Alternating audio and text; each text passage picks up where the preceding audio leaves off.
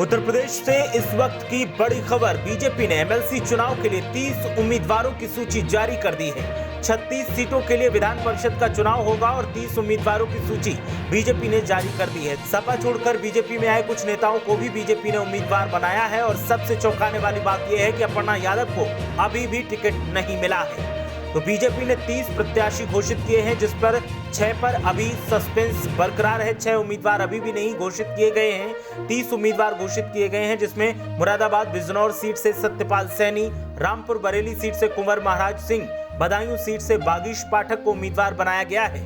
इसके अलावा पीलीभीत शाहजहांपुर सीट से डॉक्टर सुधीर गुप्ता को उम्मीदवार बनाया गया है। हरदोई से अशोक अग्रवाल और खीरी से अनूप गुप्ता को उम्मीदवार बनाया है। सीतापुर से पवन सिंह चौहान, लखनऊ उन्नाव सीट से रामचंद्र प्रधान को टिकट दिया गया है और रायबरेली से दिनेश प्रताप सिंह बीजेपी ने उम्मीदवार बनाए हैं। इसके अलावा गोरखपुर महाराजगंज सीट से सीपी चंद को टिकट दिया गया है। इसके अलावा देवरिया से डॉक्टर रतनपाल सिंह को उम्मीदवार बनाया गया है। तो इस वक्त की ये बड़ी खबर, एमएलसी चुनाव की सरगर्मियां लगातार तेज दिखाई दे रही हैं। विधानसभा चुनाव में मिली बम्पर जीत के बाद बीजेपी एक बार फिर विधान परिषद चुनावों को जीतने का दम भर रही है और इसी के चलते बीजेपी ने 30 उम्मीदवारों की लिस्ट जारी कर दी है। चौंकाने वाली बात यह है कि सपा छोड़कर बीजेपी में आए कुछ नेताओं को टिकट जरूर दिया गया है, लेकिन अपर्णा यादव को इस बार भी टिकट नहीं मिला है। विधानसभा चुनाव में उम्मीद थी कि अपर्णा यादव को टिकट दिया जाएगा, लेकिन विधान परिषद में अब उम्मीद जताई जा रही थी, क्योंकि विधानसभा में नहीं मिला था और विधान परिषद के जो उम्मीदवारों का ऐलान किया है, फिलहाल इसमें अपर्णा यादव का नाम शामिल नहीं है। बीजेपी ने 30 प्रत्याशी घोषित किए हैं, 6 पर अभी भी सस्पेंस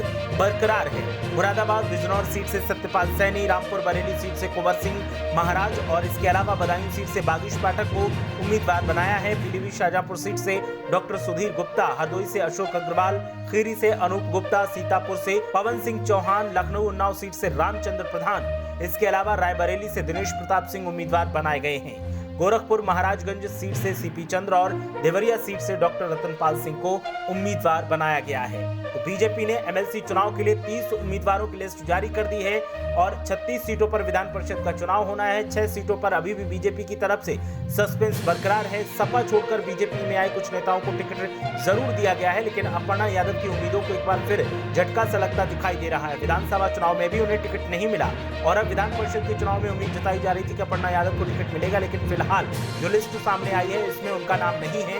हो सकता है कि जो 6 नाम अभी बाकी हैं उनमें किसी में एक अपर्णा यादव का भी नाम हो, लेकिन फिलहाल सस्पेंस जो है वो बरकरार दिखाई दे रहा है और 36 सीटों पर विधान परिषद चुनाव होना है, लेकिन फिलहाल बीजेपी ने 30 उम्मीदवारों का नाम घोषित कर दिया है।